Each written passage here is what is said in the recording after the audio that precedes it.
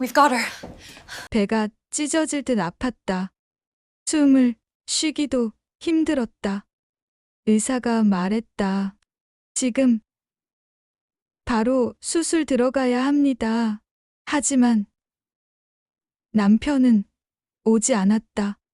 전화는 한 번에 끊겼다. 다시 걸었더니 그의 목소리가 들렸다. 나 지금 미팅 중이야. 나중에 얘기하자. 순간 머리가 하얘졌다. 눈앞이 어두워지고 의사가 내 이름을 불렀다. 동의서에 서명해달란 말만 들렸다. 손이 떨렸다. 서명을 하고 펜을 내려놨을 때 문자 하나가 떴다. 안녕하세요. 리얼 사연 극장입니다. 오늘은 한서윤님이 보내주신 사연을 소개해 드릴게요. 안녕하세요. 저는 서울 강북구에 사는 한서윤입니다. 요즘 복지관에서 상담하다 보면 이혼 서류 들고 오시는 분들이 많아요. 그분들 표정을 볼 때마다 그날이 떠오릅니다. 손이 떨려서 펜을 제대로 잡을 수 없었던 그 순간이요. 종이 한 장이 인생을 바꿔버릴 수 있다는 걸 그때 처음 알았습니다. 그날은 목요일 밤 10시였습니다. 강북구청 복지센터 야간 당직이었어요. 저는 사회복지사로 일한 지 7년째였습니다. 야간에는 주로 서류 정리를 하죠. 형광등 불빛 아래서 신청서를 검토하고 내일 상담 자료를 준비하고 차 한잔 마시며 하루를 정리합니다. 그런데 갑자기 아랫배가 찢어지는 것처럼 아팠습니다. 처음엔 생리통인 줄 알았어요. 의자에 앉은 채 배를 감싸 쥐었습니다. 하지만 통증은 점점 심해졌어요. 식은땀이 등을 타고 흘렀습니다. 숨을 들이쉴 때마다 배 전체가 칼로 도려내는 것 같았어요. 이건 아닌데. 책상을 짚고 일어서려는 순간 다리에 힘이 풀렸습니다. 바닥에 주저앉았어요. 시야가 흐려졌습니다. 귓가에서 이명이 들렸어요. 떨리는 손으로 책상 위 내선 전화를 잡았습니다. 여기 3층 상담실인데요. 저 너무 아파서. 경비실 아저씨가 달려왔습니다. 제 얼굴을 보더니 바로 119에 전화했어요. 구급차가 오는 동안 저는 차가운 바닥에 누워 천장을 봤습니다. 형광등이 너무 밝았어요. 남편한테 연락해야 하는데 구급차 아니었습니다. 사이렌 소리가 귀를 찢었어요. 구급대원이 혈압을 재고 산소 마스크를 씌우고 계속 무언가 물었지만 대답할 힘이 없었습니다. 핸드폰을 꺼냈습니다. 남편 이름을 눌렀어요. 신호음이 길게 울렸습니다. 한 번, 두 번, 세 번. 5번째 신호음에 남편이 받았습니다. 태준아, 나 지금 응급실 가고 있어. 배가 너무 아파서. 제 목소리는 떨리고 있었습니다. 무서웠어요. 지금 당장 병원으로 와달라는 말이 목구멍까지 올라왔습니다. 뭐? 나 지금 미팅 중이야. 중요한 투자자 만나는데. 배경으로 와인 잔이 부딪히는 소리가 들렸어요. 여자들 웃음소리도 들렸습니다. 남편은 전화기를 입에서 조금 떼고 누군가에게 말했어요. 죄송합니다. 잠깐만요. 집사람이. 저는 입술을 깨물었습니다. 서윤아, 거기 의사들 있잖아. 그리고 메일 보냈으니까 서류 좀 먼저 확인해봐. 급한 거거든. 내가 나중에 갈게. 뚝. 전화가 끊어졌습니다. 손에 쥔 핸드폰이 무거웠어요. 아니, 가슴이 무거웠습니다. 서류? 병원에 도착했습니다. 응급실 침대로 옮겨졌어요. 의료진이 와르르 몰려왔습니다. 초음파, 혈액 검사, 엑스레이. 차가운 기계들이 제 몸을 훑었어요. 젊은 의사가 심각한 표로 다가왔습니다. 환자분, 난소낭종 파열로 인한 복강 내 출혈입니다. 지금 바로 응급수술 들어가야 해요. 머릿속이 하얘졌습니다. 보호자 연락 가능하세요? 저는 고개를 끄덕였습니다. 하지만 다시 전화를 걸어도 남편은 받지 않았어요. 한 번, 두 번, 세 번. 모두 신호음만 길게 울리다 끊어졌습니다. 도대체 무슨 미팅이 이렇게. 간호사가 수술 동의서를 내밀었습니다. 가족 못 오시면 본인이 직접 사인하셔야 해요. 빨리요, 시간이 없어요. 떨리는 손으로 펜을 잡았습니다. 그때 핸드폰이 진동했어요. 메일 알림이었습니다. 발신자는 남편. 제목은 확인 부탁이었어요. 첨부 파일이 하나 달려 있었습니다. 이혼 합의서 초안. PDF. 심장이 멈추는 것 같았습니다. 손가락이 저절로 파일을 열었어요. 화면에 뜬 문서. 이혼 합의서, 재산분할 포기, 위자료 청구 불가. 이게 뭐지? 간호사가 재촉했습니다. 환자분, 지금 사인하셔야 해요. 저는 멍하니 두 개의 서류를 번갈아 봤습니다. 책받침 위에 놓인 수술 동의서, 핸드폰 화면에 뜬 이혼 합의서. 둘 다 제 서명을 기다리고 있었어요. 환자분, 정신 차려요. 지금 수술실 올라가야 한다고요. 의사가 다급하게 소리쳤습니다. 저는 떨리는 손으로 수술 동의서에 이름을 썼습니다. 한서윤. 글씨가 비뚤어졌어요. 침대가 움직이기 시작했습니다. 복도를 지나 엘리베이터로 다시 복도로. 형광등이 천장에서 빠르게 지나갔습니다. 수술실 앞에 잠시 멈췄어요. 마취과 의사가 다가왔습니다. 긴장 풀고 천천히 숫자 세어보세요. 차가운 링거액이 혈관을 타고 올라왔습니다. 하나, 둘, 셋. 의식이 흐려지는 순간 손에 쥔 핸드폰 화면이 아직도 켜져 있었어요. 그 PDF 파일이 여전히 열려 있었습니다. 이혼 합의서. 그리고 문서 하단에 작은 글씨로 적힌 한 줄. 발신 시각 2025년 10월 10일 오후 8시 47분. 제가 쓰러지기 딱 30분 전이었습니다.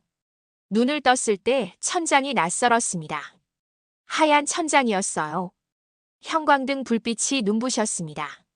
몸이 무거웠어요. 움직이려고 하니 배에서 통증이 왔습니다. 여기가 어디지? 기억이 천천히 돌아왔습니다.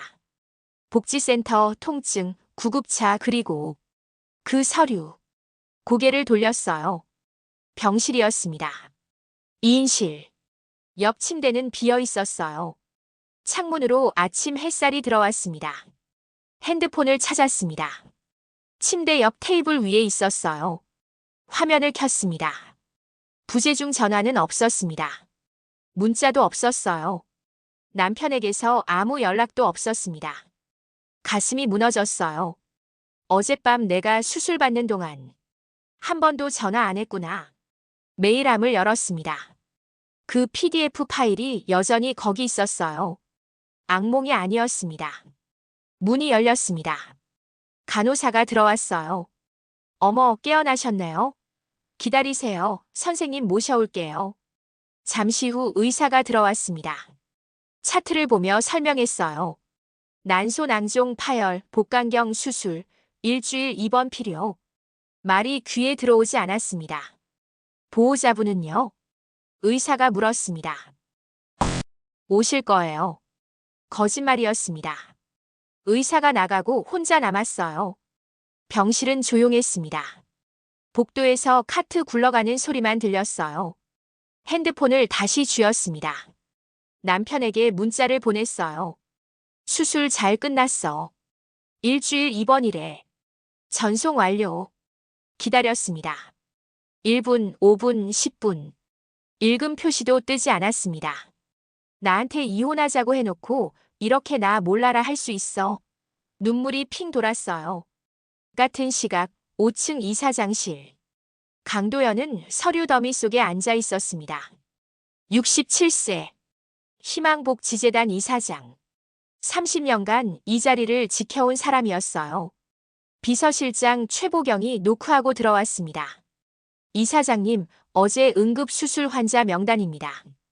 왜 이걸 나한테? 환자 중 한 명이 우리 재단 소속 사회복지사입니다. 강도연이 서류를 받아들었습니다. 이름, 나이, 소속. 그리고 의무기록 번호. 한서윤 34세 강북구청 파견복지사. 평범한 기록이었어요. 하지만 그의 손이 멈췄습니다. 의무기록 번호 옆 괄호 안에 작은 코드가 적혀 있었습니다. 기탁자 219심장이 쿵 내려앉았습니다. 보경 씨, 이거 확실해요? 네. 전산 시스템에서 자동으로 연동된 겁니다. 강도연은 떨리는 손으로 책상 서랍을 열었습니다. 오래된 파일 하나를 꺼냈어요. 30년 전 문서였습니다. 표지에 붉은 글씨로 극비라고 찍혀 있었어요. 펼쳤습니다. 첫 페이지에 사진이 붙어 있었습니다. 생후 6개월 된 아기. 팔찌를 차고 있었어요. 팔찌 안쪽에 숫자가 새겨져 있었습니다. 219. 이 환자. 지금 어디 있어요? 3층 회복실입니다. 강도연이 벌떡 일어났습니다. 당장 DNA 검사 준비해요. 조용히. 아무도 모르게. 네. 하지만 지금 당장이요. 그의 목소리가 떨렸습니다. 최보경이 놀란 눈으로 그를 봤어요. 이사장님, 혹시 이 환자가? 강도연은 대답하지 않았습니다. 그저 30년 전 그날을 떠올렸어요. 불타는 차, 아기 울음소리, 그리고 사라진 손녀. 재단 설립자의 유일한 혈육. 설마. 병실로 돌아왔습니다. 점심 식사가 들어왔어요. 죽이었습니다. 먹을 수가 없었어요. 핸드폰만 계속 들여다봤습니다. 여전히 남편에게서 아무 연락도 없었어요. 오후 2시쯤이었습니다. 문이 열렸어요. 나이 지긋한 남자가 들어왔습니다. 깔끔한 정장을 입고 있었어요. 뒤따라 여직원이 함께 들어왔습니다. 한서윤 씨 맞으시죠? 네. 누구세요? 저는 희망복지재단 이사장 강도연입니다. 어제 수술 잘 받으셨다고 들었어요. 재단 이사장이 왜? 당황스러웠습니다. 감사합니다. 근데 무슨 일로? 파견 복지사 관리 차원에서 문병 왔습니다. 불편한 건 없으세요? 친절한 목소리였어요. 하지만 그의 눈빛은 달랐습니다. 뭔가를 확인하려는 듯한 시선이었어요. 괜찮습니다. 신경 써주셔서 감사해요. 이사장이 제 손목을 봤습니다. 오래된 시계를 차고 있었어요.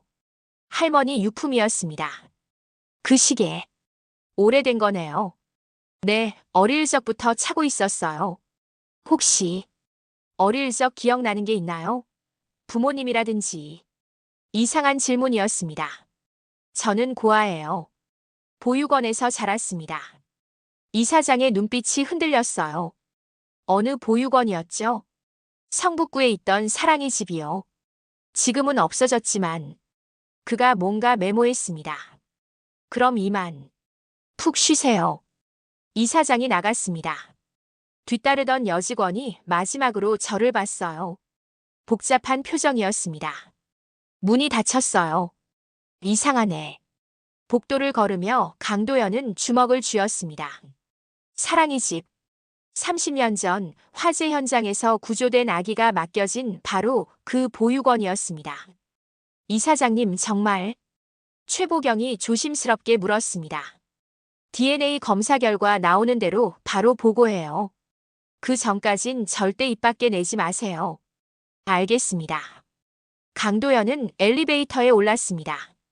거울에 비친 자신의 얼굴이 창백했어요. 만약 정말이라면 30년을 기다렸습니다. 재단 설립자의 유언. 내 손녀를 찾아주게. 재단은 그 아이 것이야. 하지만 모든 기록이 화재로 소실됐었어요. 단 하나 팔찌 번호만 남았습니다. 그리고 오늘 그 번호가 전산에 떴습니다.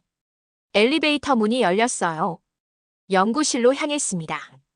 검사실 문을 열며 강도연은 떨리는 목소리로 말했습니다. 24시간 안에 결과 주세요. 이건 30년을 기다린 거니까. 이틀이 지났습니다. 수술 부위는 아팠지만 몸은 조금씩 회복되고 있었어요. 하지만 마음은 더 아팠습니다. 남편에게서 여전히 연락이 없었어요. 문자도 전화도 병문안도 없었습니다. 결혼한 지 7년. 아내가 응급수술을 받았는데 얼굴 한 번 안 비추는 남편. 이게 정상인가? 침대에 누워 천장만 봤습니다. 오후 3시쯤이었어요. 문이 열렸습니다. 강도연 이사장이 들어왔어요. 손에 갈색 봉투를 들고 있었습니다. 표정이 심각했어요. 서윤 씨, 잠깐 이야기 좀 할 수 있을까요? 네, 그러세요. 이사장이 의자를 끌어당겨 앉았습니다. 한참을 침묵했어요. 뭔가 말하기 힘든 표정이었습니다. 서윤 씨, 혹시 본인 출생에 대해 의문을 가져본 적 있나요? 이상한 질문이었습니다. 의문이요? 전 고아인데요. 보육원에서 자랐고, 보육원에 맡겨지기 전 기억은요? 없어요. 생후 몇 개월 때 맡겨졌다고 들었거든요. 이사장이 봉투를 테이블 위에 올려놓았습니다. 이걸 보세요. 떨리는 손으로 봉투를 열었어요. 서류가 여러 장 들어있었습니다. 첫 장은 오래된 사진이었어요. 생후 6개월쯤 된 아기. 하얀 옷을 입고 있었습니다. 팔목에 작은 은팔찌를 차고 있었어요. 팔찌를 확대한 사진도 있었습니다. 안쪽에 숫자가 새겨져 있었어요. 219. 심장이 뛰었습니다. 이게 뭔가요? 30년 전 사진입니다. 강남의 한 저택에서 화재가 났었어요. 재단 설립자 댁이었죠. 그날 밤 설립자 부부와 며느리가 사망했습니다. 숨이 막혔습니다. 하지만 생후 6개월 된 소녀는 살아남았어요. 소방관이 구조했죠. 아이는 성북구 사랑의 집 보육원으로 보내졌습니다. 사랑의 집. 제가 자란 곳이었습니다. 그런데 혼란 속에서 아이의 신원 기록이 소실됐어요. 단 하나 팔찌에 새겨진 번호만 남았습니다. 219. 이사장이 다음 서류를 꺼냈어요. 이틀 전 당신이 수술받을 때 의무 기록에 이 번호가 자동 연동됐습니다. 전산 시스템이 오래된 데이터베이스와 매칭된 거죠. 손이 떨렸습니다. 그래서 DNA 검사를 했습니다. 설립자의 혈액 샘플이 보관돼 있었거든요. 마지막 서류를 꺼냈습니다. DNA 검사 결과지였어요. 친족관계 확인율 99.99%. 피검사자 한서윤은 고 강민수의 손녀로 확인됨. 종이가 손에서 떨어졌습니다. 서윤 씨, 당신은 희망복지재단 설립자의 손녀입니다. 머릿속이 하얘졌어요. 뭐라고 대답해야 할지 몰랐습니다. 거짓말. 이겠죠? 사실입니다. 여기 증거가 다 있어요. 이사장이 또 다른 사진을 꺼냈습니다. 팔찌 사진이었어요. 확대된 이미지. 숫자 219가 선명했습니다. 혹시 이 팔찌 갖고 계신가요? 저는 고개를 저었습니다. 없어요. 보육원에서 자랄 땐 시계만 있었어요. 이 시계. 손목에 낡은 시계를 가리켰습니다. 원장님이 주신 거라고 들었어요. 제가 맡겨질 때 차고 있던 거래요. 이사장이 시계를 자세히 봤습니다. 뒷면을 확인했어요. 이거 열어볼 수 있을까요? 네. 이사장이 조심스럽게 시계 뒷면을 눌렀습니다. 딸깍. 뚜껑이 열렸어요. 안쪽에 작은 음판이 붙어 있었습니다. 숫자가 새겨져 있었어요. 219. 온몸에 전율이 흘렀습니다. 이게 팔찌였어요. 시계로 개조한 거죠. 이사장의 목소리가 떨렸습니다. 30년 동안 당신을 찾았습니다. 눈물이 흘러내렸습니다. 제가 누군지 몰랐어요. 부모가 누군지, 가족이 누군지 평생 몰랐습니다. 그런데 지금 저는 정말 네. 당신은 강민수 설립자의 손녀예요. 강서윤. 제 진짜 이름이었습니다. 설립자는 돌아가시기 전 유언을 남겼어요. 손녀를 찾으면 재단의 모든 것을 물려주라고. 30년 동안 재단은 당신을 기다렸습니다. 말이 나오지 않았습니다. 가슴이 터질 것 같았어요. 천천히 받아들이세요. 충격이 크실 겁니다. 이사장이 제 손을 잡았습니다. 따뜻한 손이었어요. 이제 혼자가 아닙니다. 그 말에 눈물이 쏟아졌습니다. 평생 혼자였어요. 가족이 없었습니다. 의지할 곳이 없었어요. 그런데 지금 나한테 가족이 있었구나. 같은 시각 윤태주는 강남의 한 레스토랑에 앉아 있었습니다. 투자자들과 미팅 중이었어요. 와인을 마시며 웃고 있었습니다. 핸드폰이 울렸어요. 아내 이름이 떴습니다. 무시했어요. 귀찮게. 옆자리 투자자가 물었습니다. 부인한테서 연락 아니에요? 아, 네. 괜찮습니다. 나중에 받을게요. 혹시 아직도 부인 명의 토지 담보건 진행 중이죠? 네, 곧 서류 나옵니다. 태주는 웃었습니다. 아내 명의로 된 토지. 아내 모르게 담보 설정 중인 그 땅. 투자금 10억을 끌어올 수 있는 마지막 카드였습니다. 서윤이는 어차피 모를 거야. 핸드폰을 주머니에 넣었습니다.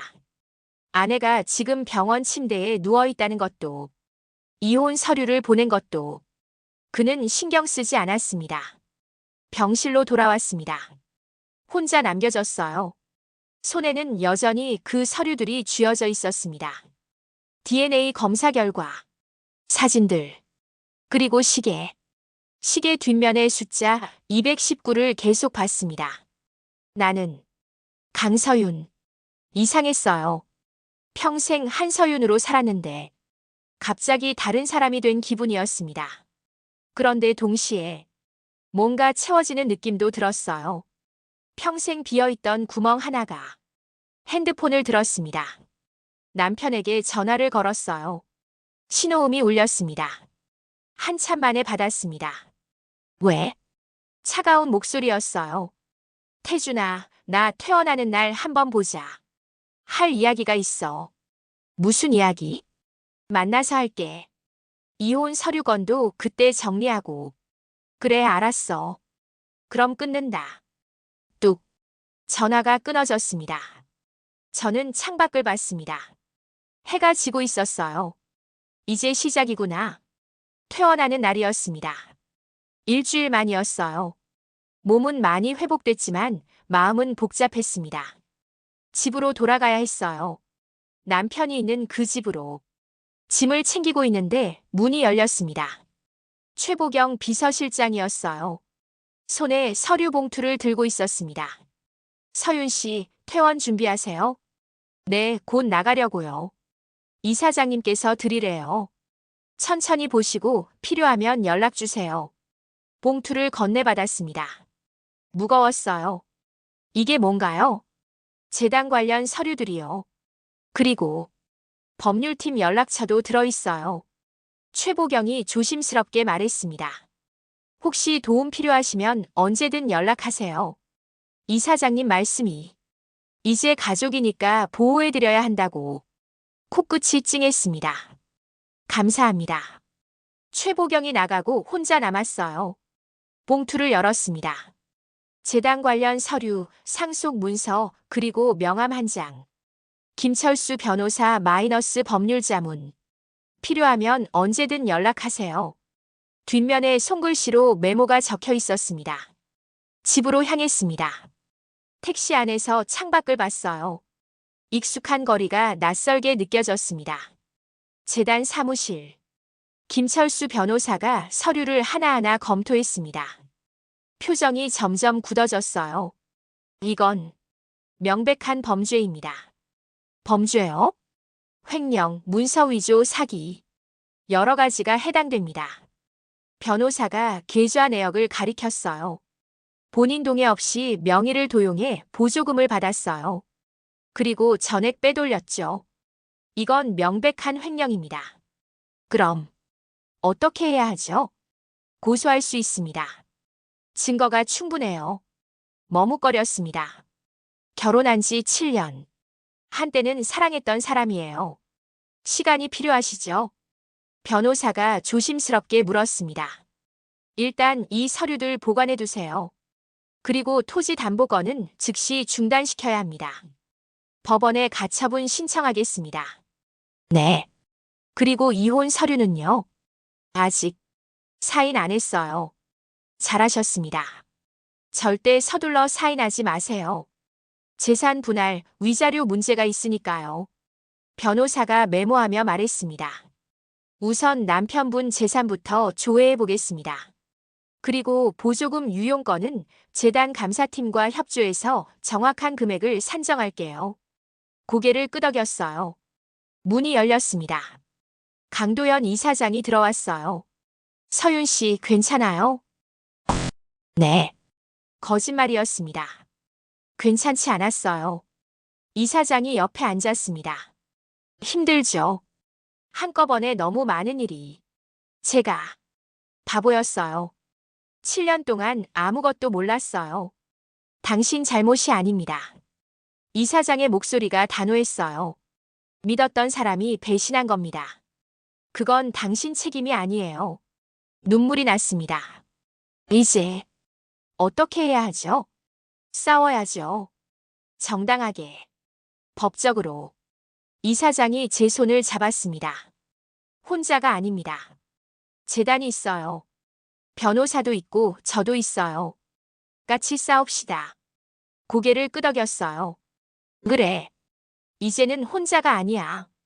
그날 밤 호텔방에 혼자 앉아 있었습니다. 집에 돌아갈 수 없었어요. 창밖을 봤습니다. 서울 야경이 펼쳐져 있었어요. 핸드폰이 울렸습니다. 남편이었어요. 왜 집에 없어? 어디야? 밖에 있어. 갑자기 왜? 퇴원했으면 집에 있어야지. 태준아. 왜? 토지 담보건 알아. 전화기 너머로 침묵이 흘렀습니다. 뭐? 내 명의로 보조금 받은 것도 알아. 7년 동안 3억 8천 빼돌린 것도. 야, 그게. 변호사 선임했어. 이혼은 내 방식대로 할 거야. 한서윤, 너 지금. 뚝. 전화를 끊었습니다. 떨렸어요. 하지만 시원했습니다. 처음으로 맞서는 기분이었어요. 핸드폰을 내려놓고 창밖을 봤습니다. 새로운 시작이었습니다. 이제 어떻게 되는 거지? 아파트에 도착했습니다. 현관문을 열었어요. 조용했습니다. 남편은 없었어요. 거실 테이블 위에 쪽지 하나가 놓여 있었습니다. 출장 간다. 3일 후 돌아온다. 마이너스 태준. 허탈했습니다. 일주일 만에 퇴원하는데 이것밖에? 소파에 주저앉았어요. 집은 깨끗했습니다. 남편이 혼자 지내기엔 너무 깨끗했어요. 뭔가 이상했습니다. 청소라도 했나? 침실로 갔습니다. 옷장을 열었어요. 남편 옷들이 빠듯하게 걸려 있었습니다. 제 옷은 한쪽 구석에 밀려 있었어요. 서랍을 열었습니다. 서류 뭉치가 있었어요. 꺼내봤습니다.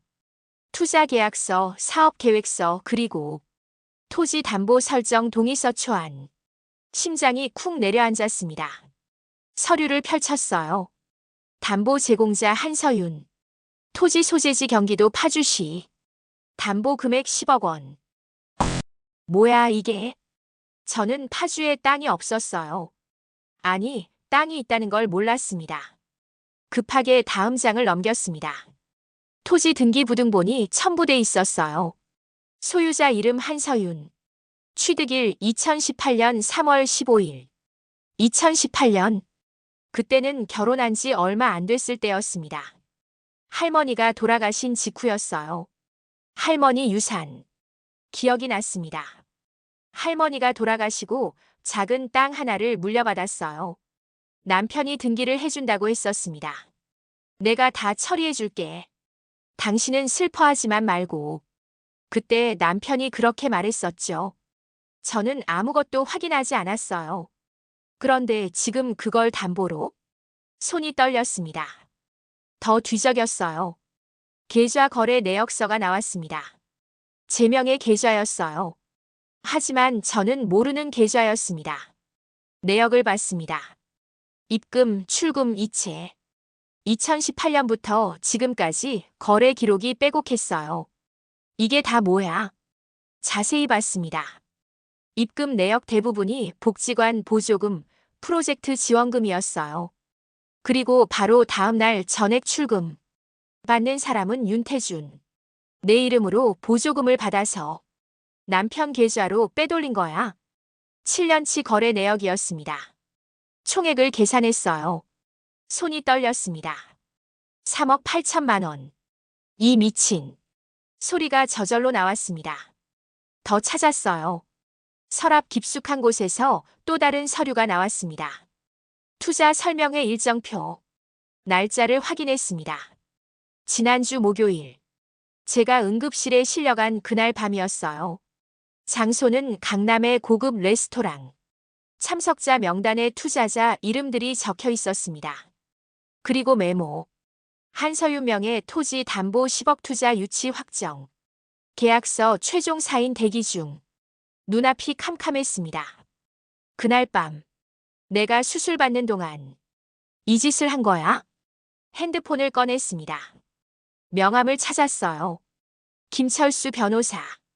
전화를 걸었습니다. 두 번째 신호음에 받았습니다.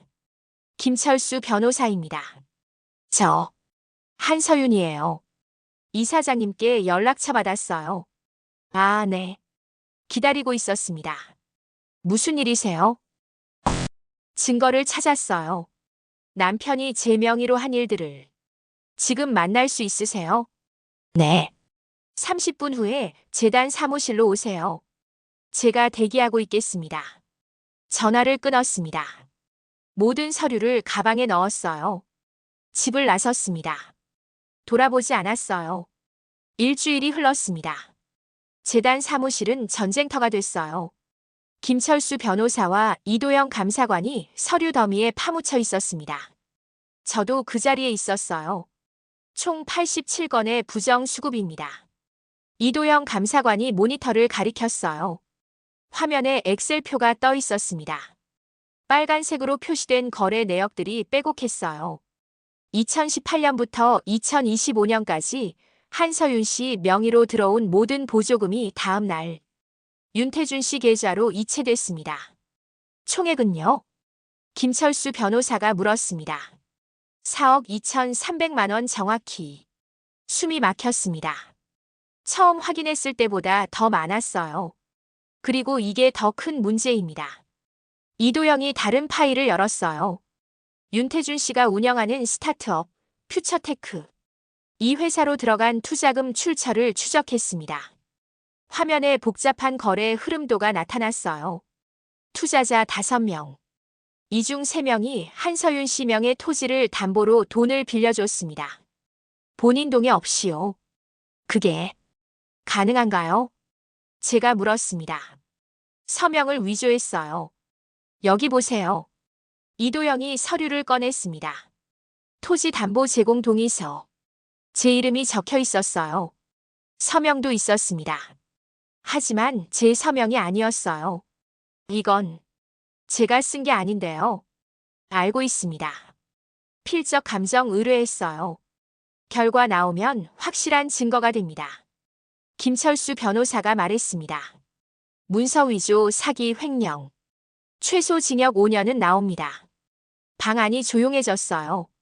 5년. 남편이 감옥에 갈 수도 있다는 뜻이었습니다. 정말 이렇게까지 해야 하나. 마음 한구석이 흔들렸어요. 그때 문이 열렸습니다. 강도연 이사장이 들어왔어요. 진행 상황 어때요? 증거는 충분합니다. 고소장 제출만 남았어요. 서윤 씨 의견은요? 모두의 시선이 제게 쏠렸습니다. 저는 말이 나오지 않았어요. 이사장이 옆에 앉았습니다. 힘들죠. 한때 사랑했던 사람이니까. 네. 하지만 생각해보세요. 이 사람이 당신한테 한 짓을. 이사장이 서류를 가리켰어요. 7년 동안 속였어요. 당신 이름을 도용하고 당신 재산을 훔치고 급기야 수술실 들어가는 당신한테 이혼 서류를 보냈죠. 가슴이 아팠습니다. 이건 사랑이 아니에요. 이용이죠. 당신은 그 사람한테 ATM 기계였어요. 눈물이 흘렀습니다. 그리고 이건 당신만의 문제가 아닙니다. 이도영 감사관이 다른 파일을 열었어요. 보조금 부정수급은 다른 복지 수혜자들의 몫을 빼앗은 겁니다. 정말 도움이 필요한 사람들이 피해를 본 거예요. 화면에 통계가 떴습니다. 2018-2025 복지 예산 부족분 4억 2천만 원. 지원 탈락 가구 127가구. 숨이 멎었습니다. 127가구. 제 남편이 훔친 돈 때문에 도움받지 못한 사람들이었어요. 이 사람들 생각해보세요. 이사장이 조용히 말했습니다. 당신이 용서하면 이 사람들한테도 공평한가요? 고개를 들었어요. 이사장 눈을 봤습니다. 진지했어요. 이건 복수가 아닙니다. 정의예요. 눈물을 닦았습니다. 고소하겠습니다. 확실해요? 네. 이건 저만의 문제가 아니니까요. 김철수 변호사가 고개를 끄덕였어요. 알겠습니다. 내일 고소장 제출하겠습니다. 다음 날 서울중앙지검에 고소장이 접수됐습니다. 피고소인 윤태준. 혐의 횡령, 사기, 문서 위조, 보조금 부정 수급. 오후 3시. 남편에게서 전화가 왔어요. 한서윤, 너 미쳤어? 소리를 지르고 있었습니다. 고소를 해. 고소를. 7년을 같이 산 부부가 7년 동안 날 속인 사람이 할 말은 아닌 것 같은데. 야, 그게 다 우리 미래를 위해서. 거짓말하지 마. 내 사업 위해서였잖아. 내 이름 도용하고 내 돈 훔치고. 훔친 게 아니라 빌린 거야. 나중에 다 갚으려고 했어. 7년 동안 한 푼도 안 갚았잖아. 침묵이 흘렀습니다. 한서윤, 제발. 고소 취하해줘. 내가 잘못했어. 다 갚을게. 목소리가 떨렸어요. 처음으로 빌고 있었습니다. 예전 같았으면 흔들렸을 거예요. 하지만 지금은 아니었습니다. 늦었어. 이미 검찰에 넘어갔어. 야, 너 이러면 나만 손해야. 너도 같이 망하는 거라고. 이혼도 진행할 거야. 재산 분할 청구도 하고. 재산 분할. 웃기지 마. 내 명의로 된 게 뭐가 있다고. 조사해봤어. 스타트업 지분, 강남 오피스텔 주식 계좌. 다 압류 신청했어. 뭐? 7년 동안 내 돈으로 모은 거잖아. 당연히 내 몫이지. 이 미친년이. 뚝. 전화를 끊었습니다. 손이 떨렸어요. 하지만 후회는 없었습니다. 일주일 후. 재단 회의실. 김철수 변호사가 보고했습니다. 검찰이 윤태준 씨 계좌 추적 중입니다. 그리고 투자자들도 조사받고 있어요. 투자자들도요? 네. 담보 사기에 가담한 혐의로요. 다들 진술 번복하고 있습니다. 이도영 감사관이 웃었어요. 쥐떼가 배에서 빠져나가는 중입니다. 그럼 남편은요? 곧 소환될 겁니다. 증거가 확실하니까 부인하긴 힘들 거예요. 안도가 됐어요. 그때 최보경 비서실장이 들어왔습니다. 이사장님, 언론사에서 연락 왔습니다. 언론사요? 네. 정민재 기자인데 복지 보조금 비리 건으로 취재하고 싶대요. 강도연 이사장이 저를 봤어요. 서윤 씨 의견은요? 생각했습니다. 언론에 알려지면 돌이킬 수 없었어요. 하지만 공개하고 싶어요. 확실해요? 네. 이런 일이 다시 일어나지 않으려면 알려야죠. 이사장이 고개를 끄덕였어요. 알겠습니다. 보경 씨, 기자한테 인터뷰 일정 잡아주세요. 네, 이사장님. 최보경이 나갔습니다. 저는 창밖을 봤어요. 하늘이 맑았습니다. 이제 진짜 시작이구나. 3주가 지났습니다. 기사가 났어요. 사회복지 사명에 도용한 남편 4억 보조금 횡령. 응급수술 중 이혼 서류 보낸 스타트업 대표 구속. 복지재단 상속녀 반전 드라마. 포털 사이트 실시간 검색어 1위였습니다. 댓글이 폭주했어요. 와, 진짜 최악이네. 수술실 들어가는 사람한테 이혼 서류를. 이런 XX는 무기징역 때려야 함. 핸드폰을 껐습니다. 보고 싶지 않았어요. 하지만 피할 수 없었습니다. 오늘은 공개청문회가 열리는 날이었으니까요. 국회 복지위원회 회의실. 카메라가 20대는 넘게 설치돼 있었어요. 기자들이 빼곡했습니다. 방청석도 가득 찼어요. 저는 증인석에 앉았습니다. 마이크가 앞에 놓여 있었어요. 떨렸습니다. 강도연 이사장이 방청석에서 미소를 보냈어요. 김철수 변호사도 옆에 있었습니다. 괜찮아. 진실만 말하면 돼. 위원장이 의사봉을 두드렸습니다. 지금부터 복지보조금 부정 수급 사건에 대한 청문회를 시작하겠습니다. 증인 선서해 주세요. 일어섰어요. 저는 양심에 따라 숨김없이 말하고 진실만을 말할 것을 선서합니다. 앉았습니다. 위원 한 명이 질문했어요. 증인, 본인이 피해자 맞습니까? 네. 남편 윤태준 씨가 증인 명의로 보조금을 수령했다는 게 사실입니까? 네, 사실입니다. 언제부터 알았습니까? 3주 전입니다. 7년 동안 몰랐다는 말입니까? 네. 웅성거림이 일었어요. 다른 위원이 물었습니다. 어떻게 7년 동안 모를 수 있죠? 본인 계좌인데. 제가 몰랐던 계좌예요. 남편이 제 명의로 만든 거였습니다. 신분증이나 인감은요? 도용했습니다. 집에 있었으니까. 그럼 보조금 신청 서류는요? 전부 위조였습니다. 필적 감정 결과도 나왔어요. 서류를 제출했습니다. 위원들이 검토했어요. 그렇다면 윤태준 씨는 체계적으로 계획한 범죄를 저지른 거네요. 네. 한 여성 위원이 조심스럽게 물었습니다. 증인, 혹시 남편과의 관계는 어땠습니까? 평소에 의심할 만한 일이 없었나요? 입술을 깨물었어요. 없었습니다. 아니, 보지 못했어요. 어떤 의미입니까? 믿고 싶었어요. 7년을 함께 산 사람이니까. 설마 했죠. 목소리가 떨렸습니다. 그런데 제가 응급실에 실려간 날, 말을 멈췄어요. 계속하세요.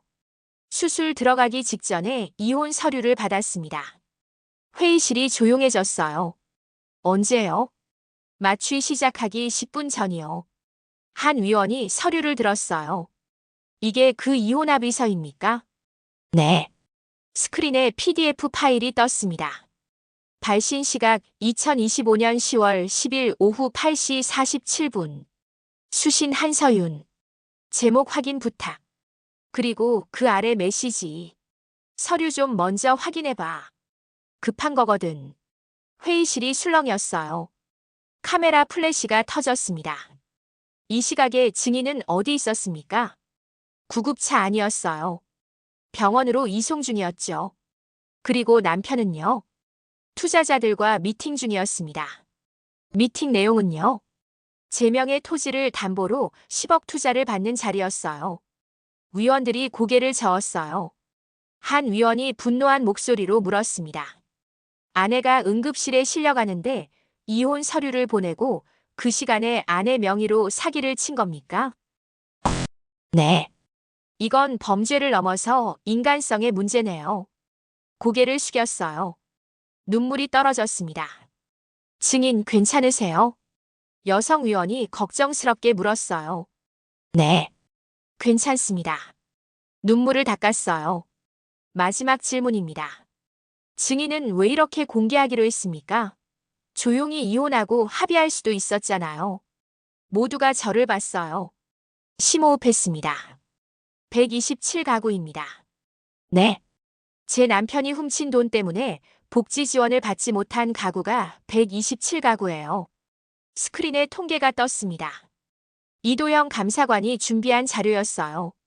이 사람들은 제가 잘못해서 피해를 본 겁니다. 제가 몰랐다고 해서 책임이 없는 건 아니에요. 하지만 증인 잘못은 아니지 않습니까? 제 이름으로 일어난 일입니다. 그러니 제가 바로 잡아야죠. 회의실이 조용했어요. 그리고 이런 일이 다시 일어나지 않게 하고 싶었어요. 보조금 시스템에 허점이 있다는 걸 알려야 한다고 생각했습니다. 위원장이 고개를 끄덕였어요. 알겠습니다. 용기 있는 증언 감사합니다. 의사봉이 울렸어요. 이것으로 청문회를 마치겠습니다. 일어섰습니다. 다리가 후들거렸어요. 회의실을 나왔습니다. 복도에 기자들이 몰려들었어요. 한서윤 씨, 한 말씀만. 지금 기분이 어떠세요? 남편한테 하고 싶은 말은 플래시가 터졌습니다. 김철수 변호사와 재단 직원들이 저를 보호했어요. 지금은 답변 안 하겠습니다. 차에 탔습니다. 문을 닫자 조용해졌어요. 강도연 이사장이 옆에 앉았습니다. 잘했어요. 힘들었어요. 알아요. 하지만 해냈어요. 이사장이 제 손을 잡았어요. 이제 끝났습니다. 고개를 저었어요. 아니요. 이제 시작이에요. 창밖을 봤습니다. 카메라 플래시가 아직도 터지고 있었어요. 하지만 두렵지 않았습니다. 나는 진실을 말했어. 그걸로 충분해. 3주가 지났습니다. 기사가 폭발했어요. 응급수술 중 이혼 서류 보낸 남편 구속. 4억 보조금 횡령, 복지재단 상속녀 반전. 포털 실시간 검색어 1위였습니다. 핸드폰을 껐어요. 보고 싶지 않았습니다. 오늘은 국회 공개 청문회 날이었으니까요. 회의실에 카메라가 20대는 넘게 설치돼 있었어요. 저는 증인석에 앉았습니다. 떨렸어요. 위원장이 의사봉을 두드렸습니다. 증인, 남편이 증인 명의로 보조금을 수령했다는 게 사실입니까? 네, 7년 동안 제가 모르게 제 명의로 된 계좌를 만들어서 받았습니다. 총액은요? 4억 2천만 원입니다. 웅성거림이 일었어요. 한 위원이 물었습니다. 그럼 증인이 응급실에 실려간 날은 무엇을 하고 있었습니까? 제 명의 토지를 담보로 10억 투자를 받는 미팅 중이었습니다. 그때 이혼 서류를 보냈다고요? 스크린에 PDF 파일이 떴습니다. 발신 시각 2025년 10월 10일 오후 8시 47분. 제가 구급차에 실려가던 바로 그 시각이었어요. 네. 수술 들어가기 10분 전에 받았습니다. 회의실이 술렁이었습니다. 마지막으로 왜 이렇게 공개하기로 했습니까? 숨을 고르고 대답했어요. 127가구입니다. 제 남편이 훔친 돈 때문에 복지 지원을 받지 못한 가구가 127가구예요. 제 이름으로 일어난 일이니 제가 바로 잡아야 한다고 생각했습니다. 의사봉이 울렸습니다. 용기 있는 증언 감사합니다. 2주 후 재판이 열렸습니다. 피고인 윤태준이 수갑을 차고 들어왔어요. 야윈 얼굴이었습니다. 재판장이 물었습니다. 피고인 공소 사실을 인정합니까? 네. 피해자한테 할 말 있습니까? 미안합니다. 세 글자였어요. 7년의 결혼, 4억의 횡령, 수술실 앞 이혼 서류. 그 모든 것에 대한 사과가 피고인 윤태준에게 징역 7년을 선고한다. 의사봉이 울렸습니다. 끌려나가는 남편을 봤어요. 마지막으로 뒤돌아보며 입모양으로 말했습니다. 미안해. 저는 대답하지 않았습니다. 6개월이 지났습니다. 봄이었어요. 서울 성북구에 새 건물이 들어섰습니다. 기탁자 219 공익센터. 오늘은 개관식 날이었어요. 사람들이 모였습니다. 강도연 이사장, 재단 식구들, 언론사 기자들. 저는 단상에 올랐습니다. 안녕하세요. 센터장 한서윤입니다. 떨렸지만 목소리는 나왔어요. 6개월 전 저는 수술을 앞두고 2개의 서류를 받았습니다. 하나는 수술 동의서, 하나는 이혼 서류였어요. 청중이 조용해졌습니다. 저는 2번 서명했습니다. 그날 이후 제 출생의 비밀을 알게 됐고 남편의 범죄를 알게 됐고 재판을 겪었습니다. 힘들었어요. 하지만 저는 혼자가 아니었습니다. 강도연 이사장을 봤어요. 그가 미소 지었습니다. 이 센터는 저처럼 힘든 사람들을 위한 곳입니다. 복지 사각지대에 있는 분들, 혼자라고 느끼는 분들. 이곳에서 무료 상담과 법률 지원을 받을 수 있어요. 그리고 무엇보다 혼자가 아니라는 걸 느낄 수 있습니다. 목이 메었어요. 그날 저는 2번 서명했습니다. 하나는 끝이었고 하나는 시작이었어요. 이 센터가 누군가에게 새로운 시작이 되길 바랍니다. 박수가 쏟아졌습니다. 이사장이 안아줬어요. 잘했어요, 딸. 감사합니다, 아버지. 처음으로 그렇게 불렀습니다. 개관식이 끝나고 센터를 둘러봤어요. 3층 전시 공간에 액자가 걸려 있었습니다. 한서윤 34세. 그날 나는 2번 서명했다. 하나는 끝, 하나는 시작이었다. 제 이야기였어요. 옆에는 빈 액자들이 줄지어 있었습니다. 앞으로 채워질 이야기들이에요. 최보경이 말했습니다. 고개를 끄덕였어요. 다 같이 채워가는 거야. 저녁이었습니다. 센터장실에 혼자 앉아 있었어요. 책상 위 명패를 봤습니다. 센터장 한서윤. 창밖을 봤어요. 해가 지고 있었습니다. 손목에 시계를 봤습니다. 뒷면의 숫자 219가 빛났어요. 30년 동안 숨겨져 있던 제 정체성. 하지만 이제는 자랑스러운. 노트북을 열고 블로그 첫 글을 썼습니다. 6개월 전 저는 인생에서 가장 힘든 시간을 보냈습니다. 배신당하고 속고 무너졌어요. 하지만 지금 돌아보면 그게 선물이었어요. 진짜 저를 찾았으니까요. 혹시 지금 힘든 시간을 보내고 계신가요? 끝이라고 느껴지나요? 괜찮아요. 끝처럼 보이는 게 시작일 수 있어요. 저처럼요. 글을 저장했습니다. 창밖 밤하늘에 별이 빛나고 있었어요. 미소가 나왔습니다. 이제 시작이야. 여러분, 긴 이야기 들어주셔서 감사합니다. 저는 배신을 딛고 일어섰어요. 혼자가 아니라는 걸 알았습니다.